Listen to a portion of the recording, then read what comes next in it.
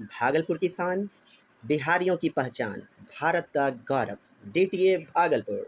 आप सभी मित्रजनों का 22 दिसंबर 2021 पेपर 1 में हुई सीडीपी परीक्षा के व्याख्यात्मक हल में स्वागत है दोस्त। आइए, पहला प्रश्न है, विकास के किस क्षेत्र का संबंध बौद्धिक सामर्थ्य जैसे कि ध्यान, स्मृति, समस्या का समाधान अर्थात प्रॉब्लम सॉल्विंग, तो यह सभी तो संज्ञान से जुड़े हैं ना दोस्त। जीन पियाजे के कॉग्निटिव डेवलपमेंट, कॉग्निटिव डोमेन, और क्यों नहीं होगा उत्तर। नेक्स्ट, सना ने अपनी कमीज का बटन बंद करने व कलम पकड़ना सीखने से पहले, अच्छा जी, कमीज का बटन मने ऊपर के गोप, कलमों के पकड़ना मने यहाँ, फिर आया नीचे कलम पकड़ना, और फिर बोतल पकड़ना सीख लिया है। यह उदाहरण किस ओर संकेत करती है। वाह जी सीटेट, क्या प्रश्न पूछा है। विकास एक आयामी क्या यूनिडायमेंशनल होता है। क्या कहा है साहब सिद्धांत में, बहुआयामी होता है, मल्टी डायरेक्शनल होता है। PCMSE physical, cognitive, mental, social, emotional, शारीरिक, संज्ञानात्मक, मानसिक, सामाजिक और सांवेगिक, हर पक्षों से जुड़ा होता है विकास।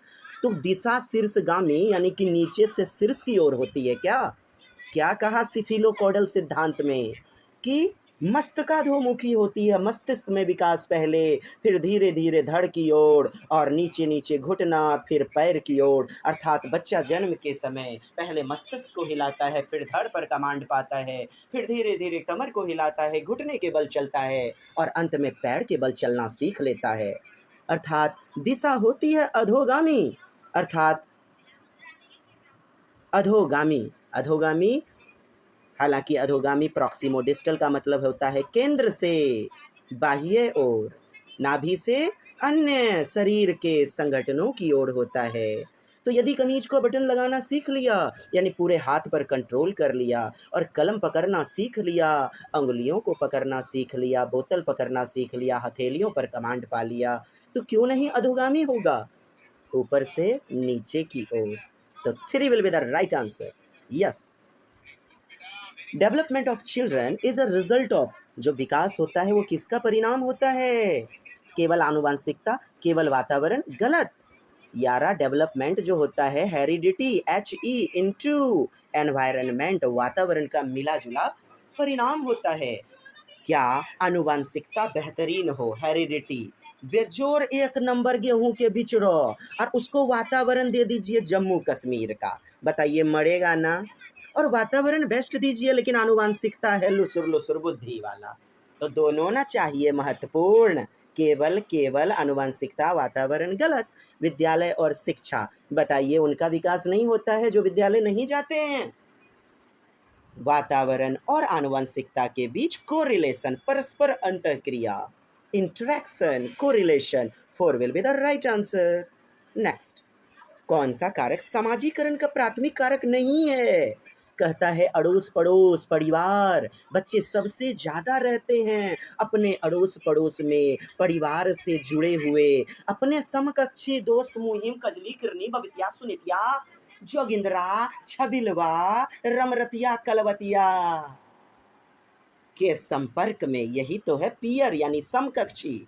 विद्यालय तो दोस्त समाजीकरण का द्वितीयक एजेंसी है, औपचारिक निकाय है, जहां बच्चे 6 से 14 साल है ना, RTE 2009, तो 6 साल में विद्यालय जाते हैं। उससे पहले तो परिवार के संपर्क में भाषा सीखता है।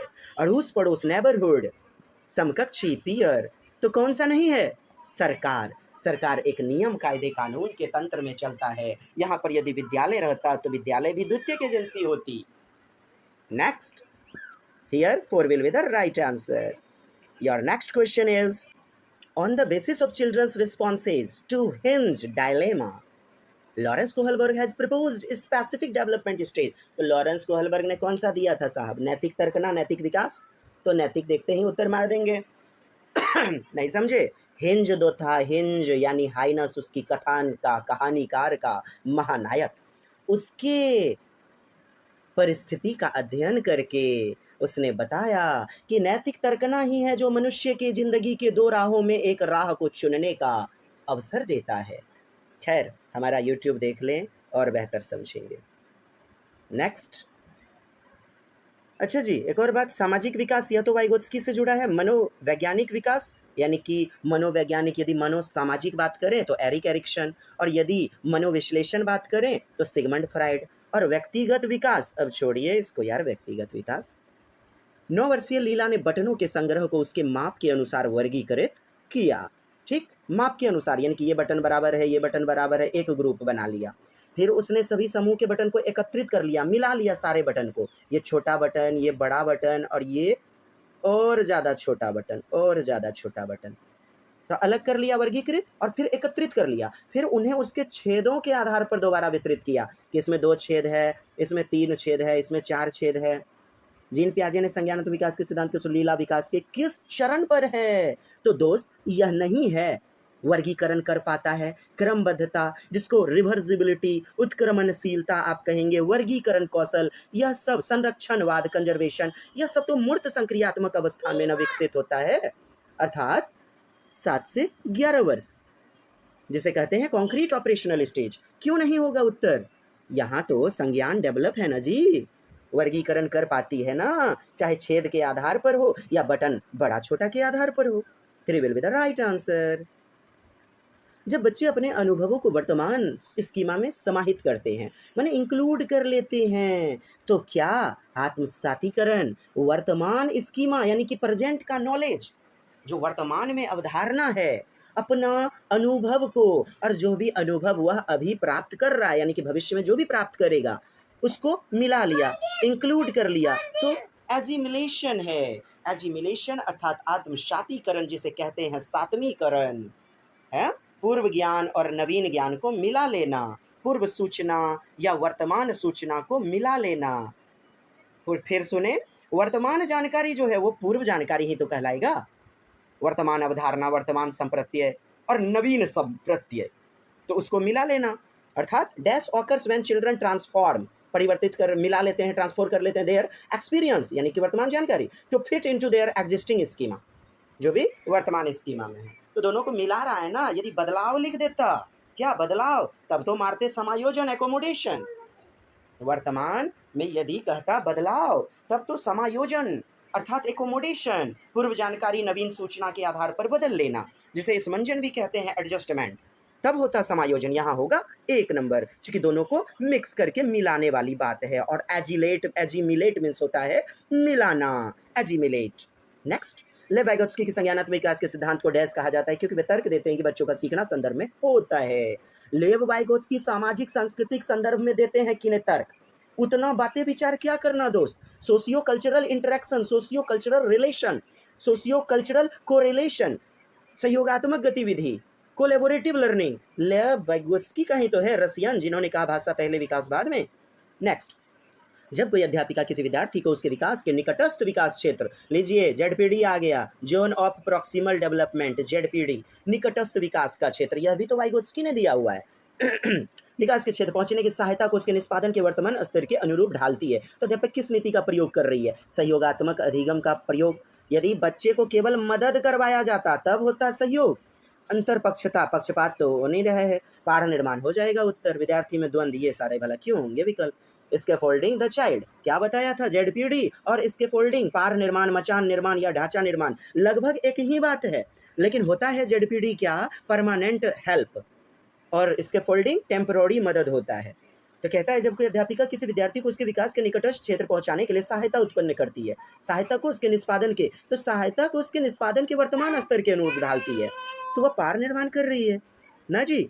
चलिए अगला, एक प्रगतिशील कक्षा में, प्रोग्रेसिव क्लासरूम। एक बात बताइए, बच्चे प्रगति कैसे करेंगे, और प्रगति करेंगे तो चहुमुखी विकास होना चाहिए कि नहीं, all round development, overall development, मानसिक, शारीरिक, सांवेगिक, खेल कूद और पढ़ाई, हर तरफ से बच्चे का होना चाहिए विकास, है ना। तो प्रगतिशील कक्षा में क्या, in a progressive classroom teaching is textbook centric, पाठ्य पुस्तकें भगवान है, पाठ्य पुस्तक अपने आप में पूर्ण है क्या, वरना पाठ्य पुस्तकें गलती क्यों देती, बहुत कुछ गलतियां भी रहती हैं। और अगली कक्षा में और हम विस्तृत करते हैं, अगली कक्षा में महात्मा गांधी का चैप्टर और विस्तृत, अगली कक्षा में और विस्तृत करते हैं महात्मा गांधी के चैप्टर को। क्या पाठ्य पुस्तक अपने आप में पूर्ण होती है? आप बोलेंगे नहीं, योगात्मक परीक्षा पर बल, योगात्मक यानी कि सम्मेटिव, सम्मेटिव जैसे कहते हैं सत्रांत परीक्षा तो नंबर जुड़ने वाला सम, जैसे वार्षिक परीक्षा, अर्धवार्षिक परीक्षा नंबर देखा जाता है, रिपोर्ट कार्ड तैयार करने के लिए ना जी, प्रगति पत्रक भरने के लिए। यह नहीं होगा, रचनात्मक आकलन रहता तो हम मार भी देते ना। विद्यार्थी अध्ययन में सक्रिय भूमिका, क्या कहा पियाजे ने कि सक्रिय ज्ञान के नन्हे अन्वेषक निर्माता होते हैं बच्चे, और सक्रिय ज्ञान के निर्माता होंगे एक्टिव, निष्क्रिय नहीं, एक्टिव लर्नर, पैसिव लर्नर नहीं। तो होगा प्रोग्रेसिव, बच्चे लर्निंग बाय डूइंग करेंगे जब बच्चा खुद से अन्वेषण करेगा, खोजबीन करेगा। और खुद से करना, स्व केंद्रितता, हस्तपरक गतिविधि, हैंड्स ऑन एक्टिविटी, हस्त चालकों का प्रयोग मैथ पेडागोजी में, हैंड्स मैनिपुलेटिव। और यहाँ सक्रिय है तो सक्रिय यानी कि खुद से करना बच्चे का, अन्वेषण विधि, खोज विधि या ह्यूरिस्टिक मेथड HE आर्मस्ट्रॉन्ग का, जिसे अनुसंधान विधि भी कहते हैं दोस्त। अध्यापक दंड और पुरस्कार, दंड देना वरना वरना गलत। धारा नंबर 17 RTE 2009 कहती है इसका पक्षपात, विरोध करती है कि दंड देना वगैरह है कानूनन अपराध। 3 will be the right answer. कौन नहीं समझे दोस्त? अच्छा लगे तो दबा दीजिए ललका लोगों के लरट्ठी चौंप करके, और नहीं तो तोर देवता पितर लोग प्यारे प्यारे रसगुल्ला, तोर मर्जी। ठीक, चलिए आगे बढ़ें, इजाजत देते रहिएगा। 11 नंबर प्रश्न है दोस्त, बुद्धि, कौशल उस कौशल की ओर संकेत करता है जो कि दूसरे की मनोदशा, किसकी मनोदशा दशा? आप देखिए, दूसरों की मनोदशा, स्वभाव और आशय को पहचानता है तथा उन पर उपयुक्त प्रतिक्रिया देता है। अब देखिए अंतर्व्यक्तिक दिया है ना दोस्त, और अंतर्व्यक्तिक का क्वेश्चन का जो इंग्लिश होता है अंतर्व्यक्तिक, वो होता है इंट्रा पर्सनल। क्या होता है? इंट्रा। यहाँ पे बबुआ सीटेड आयोग के मेन विशेषज्ञ कंफ्यूज ले हैं, लागत रहे पी ले हैं पानी, बात बुझ ले ढेर हो, हाँ तो टॉयलेट उलेट लग गए होगा। इंट्रा पर्सनल होता है अंतर्व्यक्तिक, और अंतराव्यक्तिक होता है इंटरपर्सनल। कुछ बात समझ में आई? सुधार लीजिएगा इंग्लिश को। अब बात समझ में आई? 1 नंबर उत्तर हो जाएगा दोस्त। क्या कहता है? दूसरे व्यक्ति की मनोदशा, स्वभाव और भाव, तो इसे कहते हैं अंतर्व्यक्तिक, और इंग्लिश में इंट्रापर्सनल। इंट्रा नाम से स्पष्ट है, इंट्रा माने दूसरे, और इंटर जब हम अपनी मनोदशा के हिसाब से करते हैं। 1 नंबर उत्तर। मेरी बात समझे? क्वेश्चन में मिसप्रिंट है जो 22 दिसंबर को पूछा गया आपका प्रश्न है दोस्त। नहीं समझे? देख लीजिए अन्य गूगल बाबा, आप अन्य किताबें देखिए, इंग्लिश वर्जन वाली, हिंदी वर्जन वाली, आपको समझ में आ जाएगा। चलिए आगे बढ़ते हैं। यूं ही नहीं कहते आप हैं सुरक्षित हाथों में DTA भागलपुर के। 2 महीने बाद भी पढ़ाई खराब लगे तो पैसा पूरा वापस, है ना दोस्त? चलिए आगे बढ़ा जाए। ये तो अपनी वाहवाही मार रहे हैं, कभी आइए हमारी झोपड़ी पर, हवेली पर क्यों बोलूँगा, हाँ जी, मनाली चौक भागलपुर। राष्ट्रीय शिक्षा नीति 2020 यह प्रस्ताव रखती है, क्या प्रस्ताव रखती है? ए बबुआ, ए बबुनी, बताइए तनी हो दोस्त मुहिम, क्या प्रस्ताव रखती है? अरे जो भी प्रस्ताव रखेगी ना दोस्त, इतने बात सोचिए, न्यू एजुकेशन पॉलिसी, बच्चों का विकास पढ़ाई लिखाई में हर क्षेत्र में कैसे होगा, वैसा विकल्प खोजना है। अब देखिए जैसा कहता है, शिक्षक द्वारा द्विभाषा उपयोग को, प्रयोग को हतोत्साहित, हतोत्साहित डिस्कवरेज यानी कि निरुत्साहित कर देना, बच्चों को उत्साहित करना पॉजिटिव होता है। तीसरा विकल्प कट गया। बहुभाषावाद को यानी मल्टीलिंग्विज्म को बिल्कुल भी बढ़ावा नहीं देना, गलत है ना। बहुभाषिकता संसाधन के रूप में लेते हैं, कभी रुकावट, बाधा, हिंड्रेंस, अवॉइडनेस, बहुत बड़ी जटिलता के रूप में नहीं लेना है। तीसरा चौथा विकल्प कट गया। आइए अगला विकल्प देखते हैं। दूसरा, प्राथमिक कक्षा में शिक्षा का माध्यम एक तरह की भाषा में ही होना चाहिए। अरे यार, मातृभाषा जिसकी जो है, बंगाल का है बच्चा तो बांग्ला में पढ़ाने का उसको चुनने का अधिकार है। मातृभाषा उसके क्षेत्र से जोड़ करके पढ़ाने का प्रस्ताव है न्यू एजुकेशन पॉलिसी में, और कहता है एक ही तरह की भाषा। हो गया ना गलत? 1 नंबर उत्तर हो गया। क्यों? कक्षा में बच्चों को उसके घर की या स्थानीय भाषा, बोले तो मदर टंग, मातृभाषा से पढ़ाने का प्रावधान है। आया ना जी? अरे नहीं बुझे 5+3+3+4, कुछ बात समझे? जी चलिए, अब तो आप समझ रहे हैं। हाँ, जिसकी देख रेख कौन करती है? माने जिसकी गुणवत्ता को बढ़ाने के लिए परख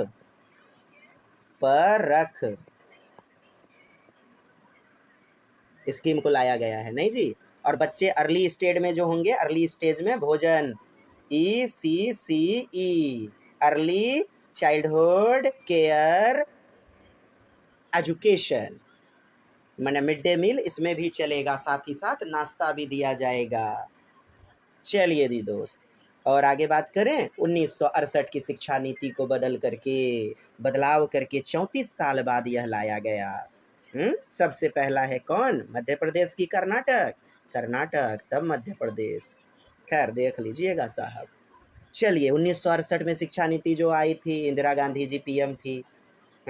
और उस समय तक HMRD, खैर बताते हैं, पहले देखिएगा इंदिरा गांधी के कार्यकाल में 1968 की प्रथम शिक्षा नीति, और दूसरी शिक्षा नीति 1986 राजीव गांधी साहब के नेतृत्व, पीएम थे उस वक्त। और 1992 में 1992 में जिसमें संशोधन किया गया, फेरबदल, वो कोई शिक्षा नीति नई वाली नहीं थी। और 34 साल बाद 86 में संशोधन बदलाव करके अभी आई 2020 में, और 29 जुलाई 2020 को कैबिनेट ने दी मंजूरी।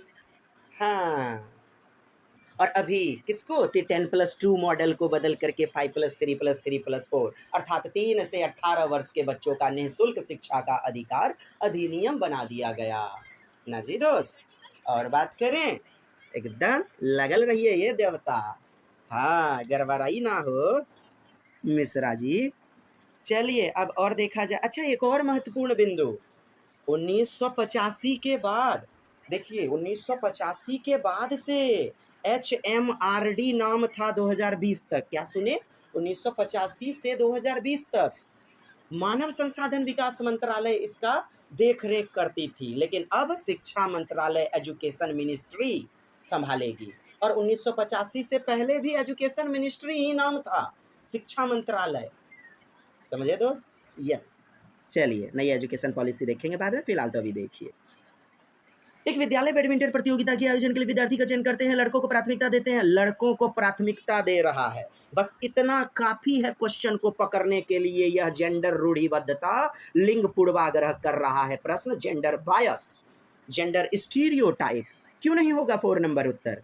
आगे बढ़ जाए डायरेक्ट। यस। सतत और व्यापक मूल्यांकन, कंटिन्यूअस एंड कॉम्प्रिहेंसिव इवोल्यूशन जो होता है दोस्त, CCE, कंटिन्यूअस अर्थात एक बार केवल बोर्ड की परीक्षा ना ली जाए, बच्चों का हर तरह से विकास हो, ऐसा परीक्षा होते रहना चाहिए लगातार। कॉम्प्रिहेंसिव अर्थात व्यापक, पहले केवल लिखित परीक्षा होती थी, खेल कूद की परीक्षा नहीं होती थी।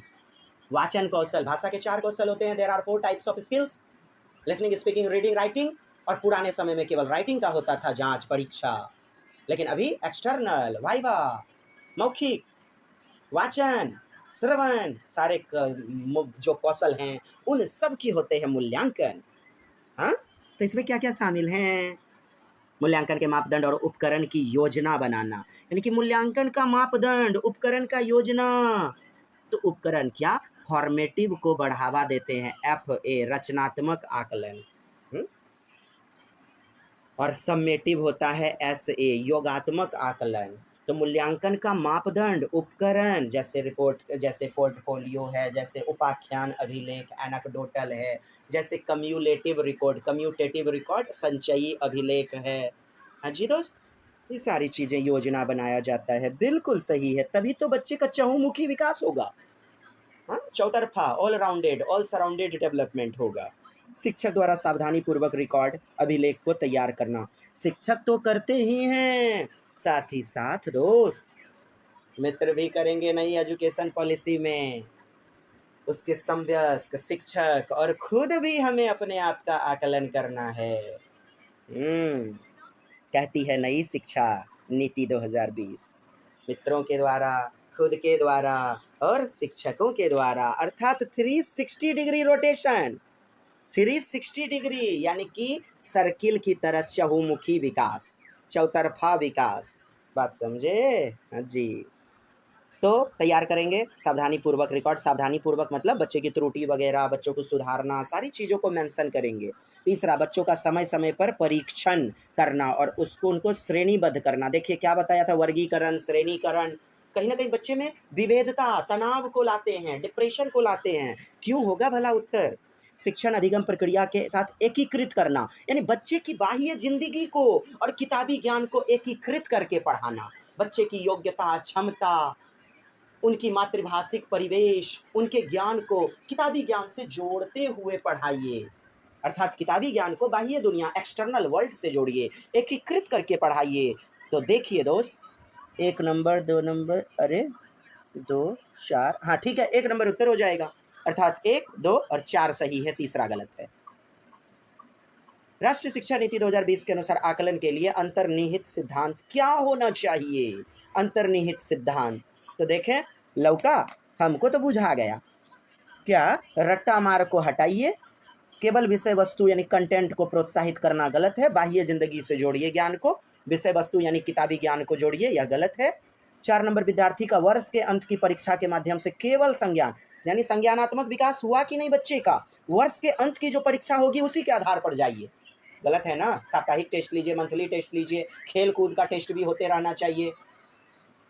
तीसरा उत्तर होगा सभी विद्यार्थी के लिए उनके सीखने और विकास का अनुकूलन, यानी बच्चे विकास कैसे करेंगे, डेवलपमेंट कैसे करेंगे फॉर ऑल स्टूडेंट्स। तो बच्चे के पक्ष में जा रहा है ना विकल्प, 3 will be the right answer. सभी विद्यार्थी के लिए उनका सीखने का, यानी किस प्रकार से सीखते हैं, व्यक्तिगत विभिन्नता का ख्याल रखा जाएगा।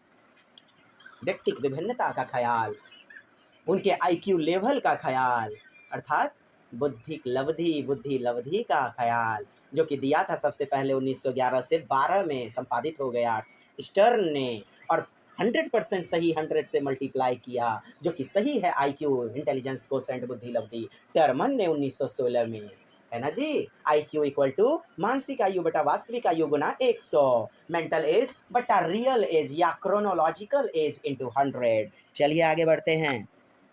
भारतीय संसद ने दिव्यांग व्यक्तियों के लिए निम्नलिखित में कौन सा कानून हाल ही में पारित किया? दिव्यांग के लिए, जिनके दिव्य अंग हैं, अर्थात जो सामान्य से ऊपर या फिर नीचे हैं, है ना जी दोस्त। चलिए, तो दिव्यांगता के लिए, दिव्यांग व्यक्तियों के लिए किधर है?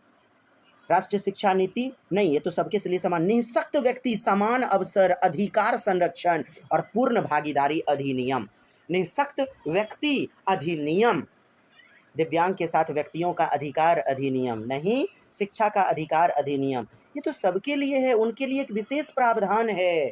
क्या? एक समावेशी कक्षा है, एक ही छत के नीचे सामान्य बच्चे और दृष्टिबाधित या श्रवण बाधित, मतलब जो हैं दिव्यांग बच्चे, उनके लिए ब्रेल लिपि का यूज कर सकते हैं, CD प्लेयर का यूज कर सकते हैं, यानी समावेशी कक्षा समानता के अधिकार में उन बच्चों को पढ़ाते हुए विशेष सुविधा उपलब्ध कराना, स्पेशल फैसिलिटी देना।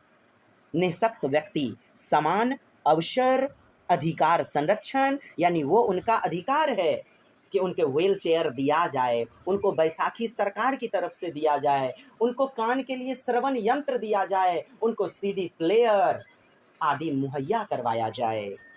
और पूर्ण भागीदारी, यस, पूरी तरह से वो पार्टनर है, सभी बच्चों की तरह ही उसे समान समझा जाए। Two will be the right answer. और 2016 में दिव्यांग जन अधिकार अधिनियम कानून आया था, दिव्यांग जन अधिकार अधिनियम कानून 2016।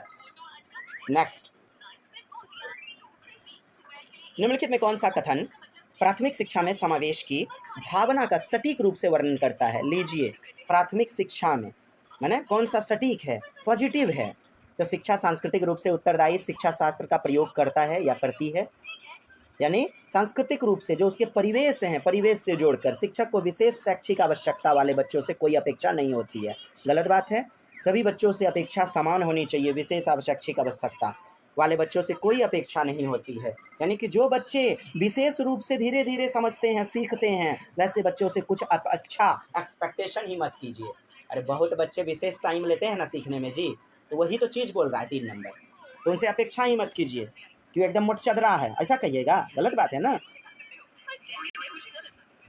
दूसरा है शिक्षक कुछ जाति समूह, लीजिए कुछ जाति समूह का ध्यान रखेगा, उसके प्रति पूर्वाग्रह करेगा, ये तो भेदभाव वाली बात है ना। दूसरा विकल्प, शिक्षक केवल मानक, मैंने क्या बताया, अमानक का भी प्रयोग करना है, शुरू में बच्चे अमानक ढंग से सीखते हैं, हाँ, तो 1 नंबर गलत। एक ही तरह का प्रयोग भाषा का गलत है ना, बहुभाषिकता को लाइए, अलग अलग टीएलएम का प्रयोग कीजिए, अलग अलग संसाधनों का प्रयोग कीजिए, तो यह ना सही होगा दोस्त। तो एक नंबर भी गलत, 3 will be the right answer नहीं होगा, 4 नंबर उत्तर होगा ना, बताया ना मैंने। यानी संस्कृति से बच्चे के परिवेश से जोड़िए और यही उसको उत्तरदायित्व शिक्षा शास्त्र पेडागोजी का प्रयोग करवाइए, तब बच्चे प्राथमिक रूप से सीखेंगे। Next 4 will be the right answer. निम्नलिखित कौन सी विशेषताओं का समूह प्रतिभाशाली छात्रों को परिभाषित करता है? बच्चे हैं प्रतिभाशाली और गॉड गिफ्टेड चाइल्ड कैसे बेहतरीन कौन कौन से किस किस फंडे विशेषताओं के हिसाब से सीखते हैं, तो देखें। कहता है विकल्प संख्या 1 कि शीघ्रता से सीखते हैं और उसे याद रखते हैं। जी, स्मरण हो रख लेते हैं, वो शीघ्रता से सीखते हैं, सतर्क हैं, यस, वे अलर्ट रहते हैं, तुरंत उत्तर देते हैं बारीकी से, यानी कि शार्पनेस रूप से रिस्पॉन्ड करते हैं, क्विकली अवलोकन करते हैं बारीकी से, त्वरण के साथ यानी एक्सेलरेशन के साथ बेहतर प्रदर्शन करते हैं, अर्थात एक्सेलरेट होता चला जाता है। पहली कक्षा में नंबर जितना आया अगली कक्षा में और बढ़ोतरी करते हैं, अगली कक्षा में और त्वरण करते हैं, बढ़ाते हैं, त्वरण करते हैं, बढ़ाते हैं, यानी कि एक्सेलरेशन करते हैं। तो 1 2 3 तीसरे विकल्प में है और third will be the answer कि ये प्रतिभाशाली बच्चों का लक्षण होता है। Which of the following not an effective, लीजिए कहता है कि दृष्टि बाधित जूझते हुए विद्यार्थी समावेश में तो प्रतिभाशाली नहीं है, प्रभावशाली नहीं है। जो दृष्टि बाधित बच्चे हैं उनके लिए कौन मदद नहीं करेगा, यही पूछ रहा है ना, प्रभावशाली नहीं होगा। अब दृष्टि बाधित है तो दृश्यात्मक प्रस्तुतिकरण, बताइए भला, गिव विजुअल प्रेजेंटेशन, बच्चे देख ही नहीं सकते तो विजुअल प्रेजेंटेशन कैसे दीजिएगा?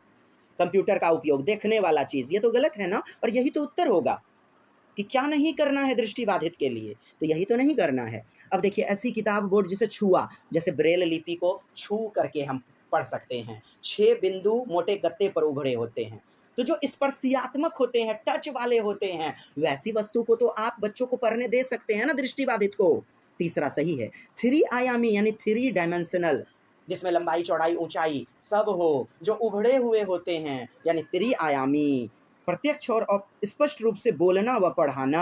तो बोलिएगा तो सुन तो सकता है ना बच्चा, आप पढ़ा रहे हैं बोल बोल करके, बच्चा सुन तो सकता है, चूंकि श्रवण बाधित नहीं है, दृष्टि बाधित है दोस्त, दृष्टि बाधित है। तो चौथा विकल्प गलत होगा और यही उत्तर होगा, चूंकि नहीं कौन सा इफेक्टिव होगा, 4।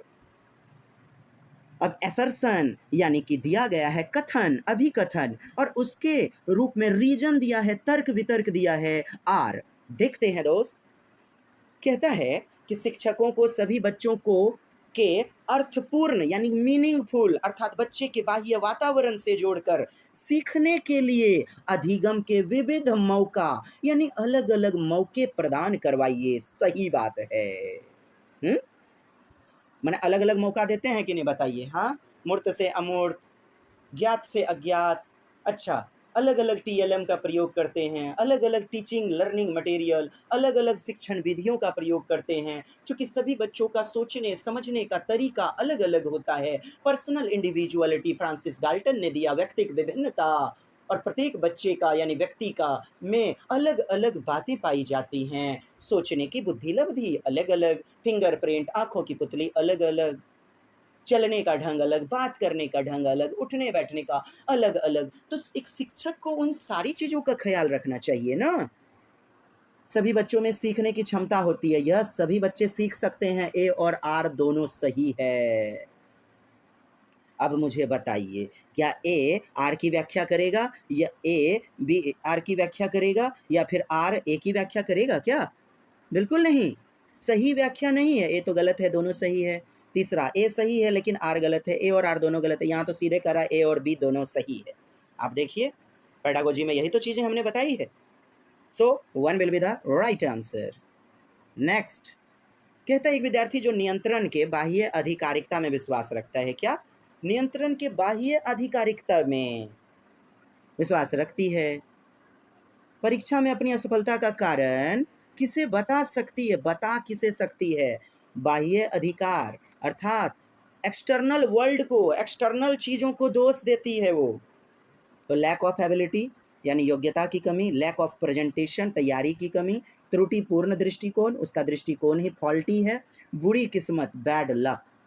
अब देखें, a student with external locus of control, ठीक, मैंने कंट्रोल नहीं कर पा रही है तो एक्सटर्नल चीज़ों को वह दोष देना शुरू कर देती है, बाह्य चीज़ों को। और योग्यता हमारी आंतरिक है, तैयारी वगैरह हम मोटिवेशन के आधार पे खुद से करते हैं, त्रुटि हमारी आंतरिक रूप से होती है। तो यहाँ पर उत्तर बुरी किस्मत यानी कि बाह्य आधिकारिकता। लेकिन सीटेट ने प्रश्न पूछा, ऐसा प्रश्न पूछना भी नहीं चाहिए जिसका उत्तर बुरी किस्मत होगा। और यदि हम बात करें पॉजिटिव अर्थ में लेने की तो एबिलिटी होनी चाहिए थी उत्तर, लेकिन सीटेट आयोग ने चौथा आपका उत्तर लिया हुआ था, मुझे याद है ना जी दोस्त।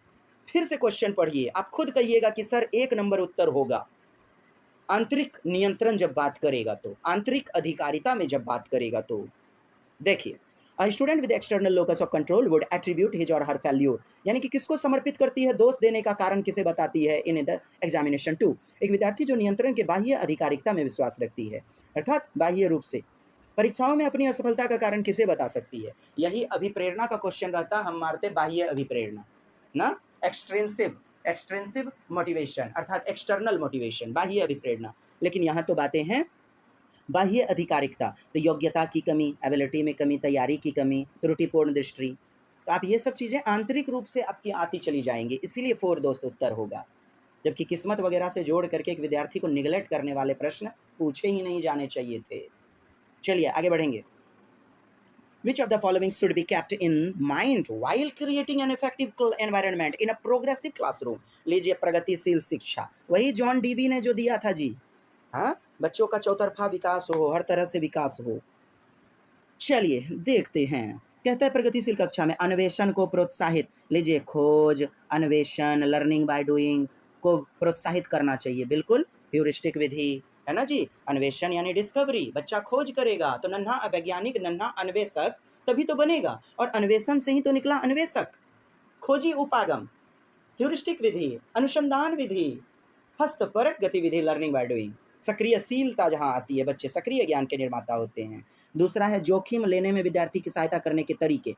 जोखिम, जो बच्चे दब्बू होंगे ना, जिनका कॉन्सेप्ट क्लियर नहीं होगा, वो डरेंगे और खाली छोड़ के आ जाएंगे, लेकिन जो प्रतिभाशाली विद्यार्थी होगा वह जोखिम लेने के लिए भी तैयार रहेगा, अर्थात रिस्क टेकिंग।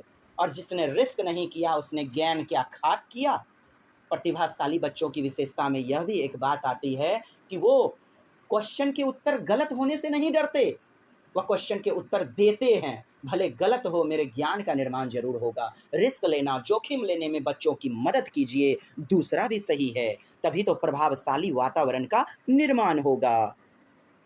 एक समान क्षमता वाले विद्यार्थी को एक समूह में रखना, यानी कि एक समान क्षमता है और एक प्रकार का समूह बना दिया कि गधा बच्चा का इस श्रेणी है, ये बच्चा लुसुर लुसुर और ये बच्चा घपा घपा, प्रतिभाशाली बच्चे का अलग ग्रुप है। क्या एक अच्छे शिक्षक शिक्षिका की यह निशानी है? बच्चों में आप डिस्कवरेज अर्थात बच्चों में हीन भावना, डिप्रेशन को बढ़ावा देना चाहेंगे? आप खुद कहिएगा, वर्गीकरण, भेदभाव, ग्रुप बनाना गलत होगा, बच्चों में प्रतिस्पर्धात्मक गतिविधि, कंपटीशन गलत होगा। तो 1-2 अभी तक सही हुआ है, 1-2 यहाँ 3 में है और 4 विकल्प में भी है, 1-2 और 4 विकल्प में 3 में भी, यही तो कट गया, आपका तीसरा उत्तर हो जाएगा 3 नंबर। क्यों? चौथा देखिए, आकलन की भिन्न भिन्न विधियां, यानी कि परीक्षा का जो पैटर्न लीजिए अलग अलग तरीके से लीजिए, आकलन का, असेसमेंट का अलग अलग तरीका, यानी बहुविविधता, मल्टी पर्सपेक्टिव को सुसाधित किया जाए, सुसाध्य किया जाए, अपनाया जाए। क्या गलत है बताइए? चौथा विकल्प भी सही है कि नहीं? क्योंकि अलग अलग बच्चे अलग अलग दृष्टिकोण से सीखेंगे समझेंगे। तो 1, 2 और 4, 3 will be the right answer. तीसरा नंबर दोस्त, तीसरा नंबर, 1, 2, 4। नेक्स्ट, निम्नलिखित में कौन सा एक सहगामी, लीजिए cooperative learning, collaborative learning, cooperative learning, बच्चे जब सहयोग में पढ़ेंगे, एक दूसरे से सीखेंगे तो मूल्य, वैल्यूज विकसित होंगे। क्या? राष्ट्रीयता, सौहार्दता, बंधुता, भाईचारा, एकता, अखंडता, यह सब विकसित होगा ना जी। तो सहगामी अधिगम युक्ति है तो क्या है, एक बच्चा दूसरे का पारस्परिक रूप से मदद करेगा, अंतः क्रिया रूप से, कोलैबोरेटिव लर्निंग के रूप से। और 4 नंबर होगा कि नहीं? तीसरा क्यों नहीं होगा? ये गलत कह रहा है, पृथकीकरण, अलग हो जाना, मैंने आप सीख लिए, दूसरे विद्यार्थी मित्र को नहीं सिखाइएगा, लेकिन यहाँ कहता है सिखाना यानी पारस्परिक क्रिया करना।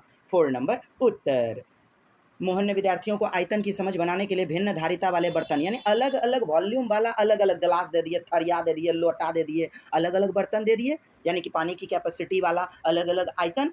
ठीक। फराह ने अपने विद्यार्थियों को कड़े को यांत्रिक कार्य बनाने की संभावनाओं पर मानस मंथन करने के यानी मनः चिंतन करने के लिए कहा। ठीक, सोचने के लिए कहा।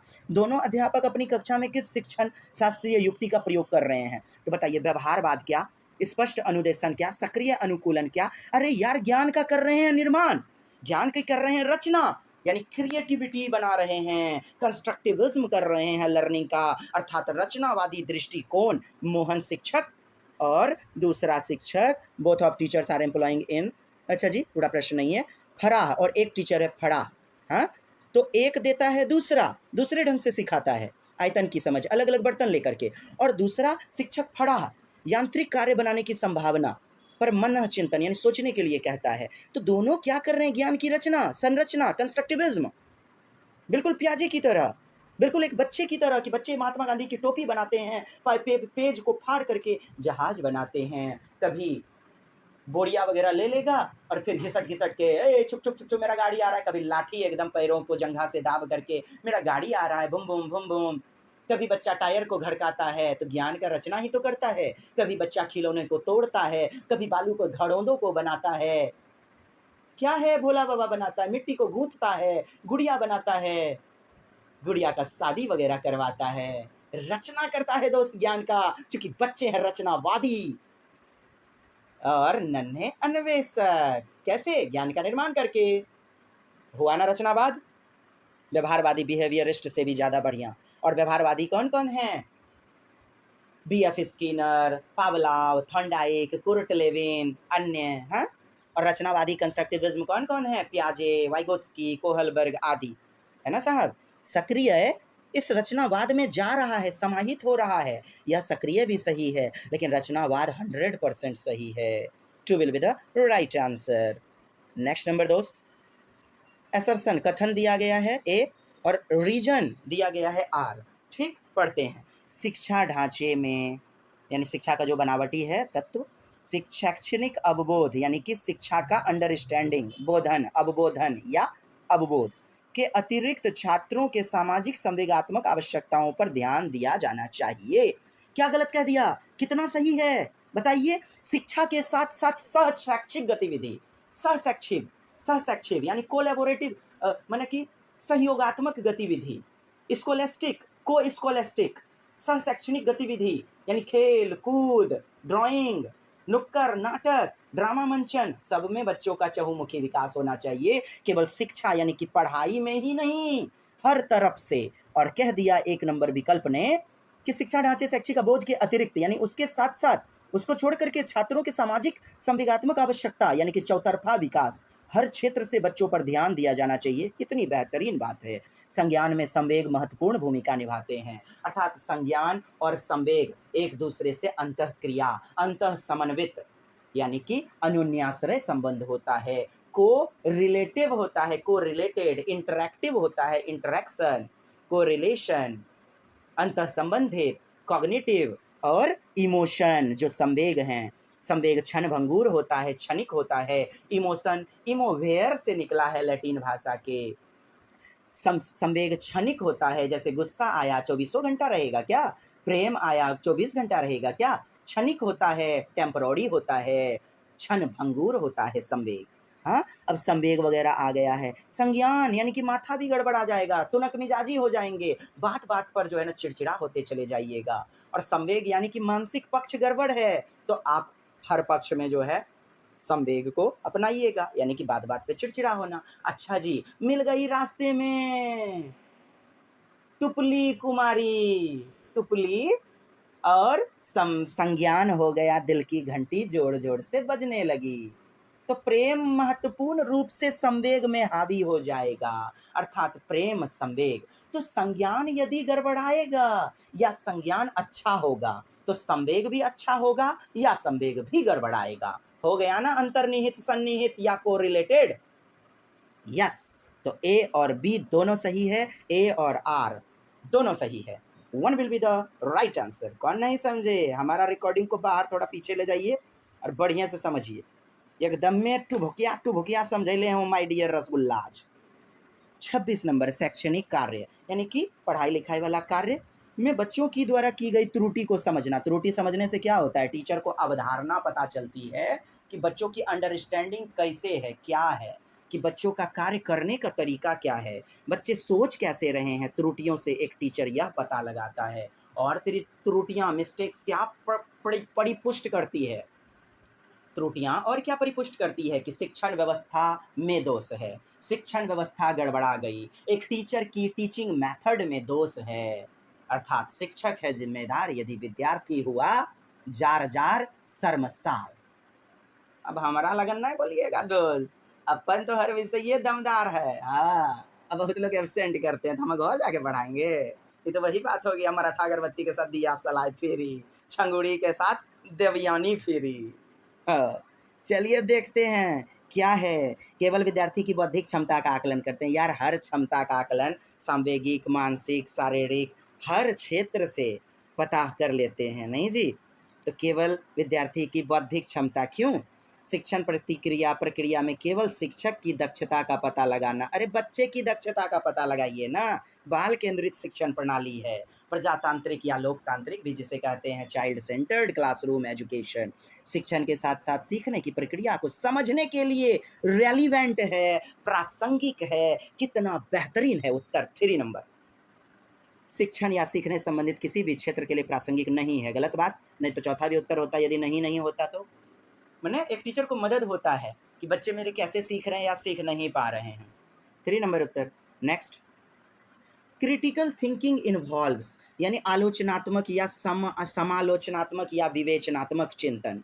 हाँ, तो क्या होता है विवेचनात्मक चिंतन, आलोचनात्मक चिंतन? गुण और अवगुण को जानना, बच्चे में जागरूकता प्रदान करना, बच्चे में अवेयरनेस अर्थात संवेदनशील बनाने वाली बातें। अब देखिए कैसे करता है आलोचना समालोचना, तो विश्लेषण, तर्क वितर्क के आधार पर, अर्थात संज्ञान का प्रयोग करके, यानी कॉग्निशन का प्रयोग करके करता है। विश्लेषण का तो प्रयोग करता ही है, चिंतन मनन थिंकिंग भी करता है। क्यों नहीं होगा 1 नंबर उत्तर। 1 2 3। कौन नहीं समझे? क्लास कीजिए, एकदम ही समझिएगा। अनीता जो कि चौथी कक्षा की अध्यापिका है, अपनी कक्षा में ऐसी स्थिति का सामना कर रही है जहां कई विद्यार्थी पढ़ाए जा रहे विषय में उकताहट महसूस कर रहे हैं। मैंने रुचि के सिद्धांत के साथ नहीं पढ़ा रही है वो शिक्षिका। बच्चा क्यों उकता रहा है? भुचुर भुचुर भुचुर भुचुर दिमाग के बत्ती जल रहा है, लुसुर लुसुर। हाँ, बकोट बकोट के दिमाग का एकदम मशीन जो है ना उसका चल रहा है मीटर, तो उकताहट हो रही है। तो इस स्थिति में उसे क्या करना चाहिए? विद्यार्थी की अनदेखी, अरे विद्यार्थी भगवान है आपका, है शिक्षिका है शिक्षिकाएं, तो कोई औकात नहीं विद्यार्थी के बिना, चूंकि बाल केंद्रित शिक्षण प्रणाली है।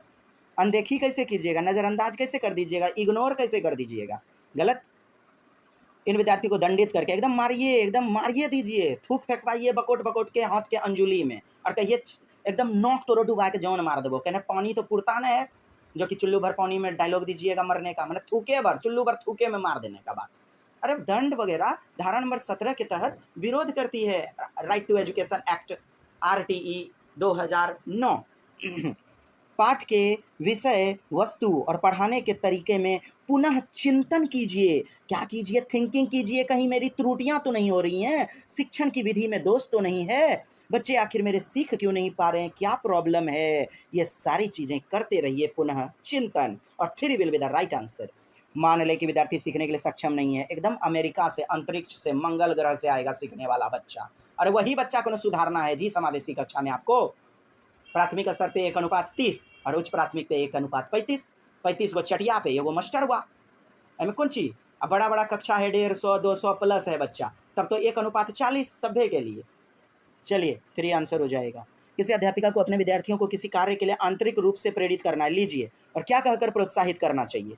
हाँ, आंतरिक रूप से अभिप्रेरित करना है, तो आप मुझे खुद बताइए दोस्त क्या होना चाहिए। आप टीचर, एक शिक्षक और शिक्षिका बन करके अपने बुद्धि से ब्रेन स्टॉर्मिंग कीजिए, यानी मानसिक उद्वेलन, सोचिए थोड़ा सा क्या होना चाहिए। पहला है, जो विद्यार्थी सबसे पहले कार्य खत्म कर लेंगे उन्हें 5 सितारे गोल्ड मेडल दीजिएगा। पहले खत्म करना, तो आप तो होड़ लगवा रहे हैं, कंपटीशन करवा रहे हैं। काम खत्म करने के लिए बच्चा अनैतिक तरह का भी सहारा ले लेगा, हो सकता है दूसरे बच्चे को एकदम मार देने वाली बातें। मैंने क्या बताया, प्रतिस्पर्धा, कॉम्पिटिशन, ये सब चीज़ें नहीं चलेंगी। मैं देखती हूँ कि कौन प्रथम आता है या प्रथम आती है, होड़बाजी, और कौन सबसे अधिक स्मार्ट है, क्या यह बातें बोलिएगा? नहीं साहब, इस पर काम करना ज़्यादा मज़ेदार है। चलो देखते हैं कि हम इस गतिविधि से क्या-क्या सीख सकते हैं। लीजिए, किसी में भेदभाव भी नहीं हुआ, बच्चों में रोचकता भी आएगी और सभी बच्चे अपने आप में ज्ञानवर्धन में लग जाएँगे तीसरे स्टेटमेंट में। कितना बेहतरीन है! 2 बार 3 बार पढ़िए ना विकल्प में, मज़ा आएगा कि आप टीचर यदि होते, शिक्षक होते, शिक्षिका होते, तो आप तीसरे का ही चुनाव करते ना दोस्त।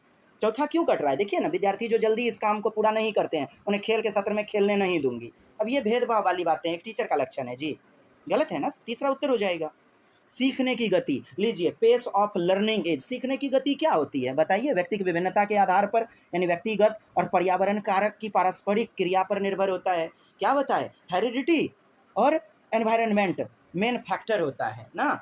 और बच्चे का जो व्यक्तिगत यानी व्यक्तिक विभिन्नता है और पर्यावरण का कारक है, दोनों महत्वपूर्ण कोरिलेशन निभाते हैं, समन्वय क्रिया या अंतः क्रिया या पारस्परिक क्रिया निभाते हैं। क्यों नहीं होगा तीसरा उत्तर? सर कैसे पकड़ लिए? अरे देखिए ना दोस्त, पहला में कहता है पूरी तरह से व्यक्तिगत कारक, यानी कि उसका हेरिडिटी आदि जिम्मेदार होता है, गलत हुआ ना? आनुवांशिकता उसका व्यक्तिगत कारक, पूरी तरह पर्यावरण, तो यह भी गलत हुआ ना? दोनों का मिला जुला होता है, आनुवांशिकता और पर्यावरण, और तीसरा में तो दोनों मिला जुला हुआ है।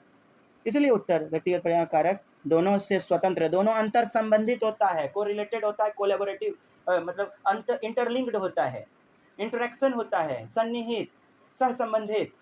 बात कुछ समझे दोस्त? हाँ, तो यहाँ चौथा कह रहा है स्वतंत्र होता है, माने कि एक दूसरे से विरोधाभासी होता है, अलग होता है। तो तीसरा ही ना उत्तर होगा दोस्त। मेरे प्यारे प्यारे मित्रों, भाइयों एवं उनकी बहनों, समझ में आई बात? अच्छा लगा? बहुत अच्छा कि खूबे अच्छा? अच्छा लगा कि बहुत अच्छा लगा बताइए? हाँ, बहुत अच्छा लगा, अच्छा लगा।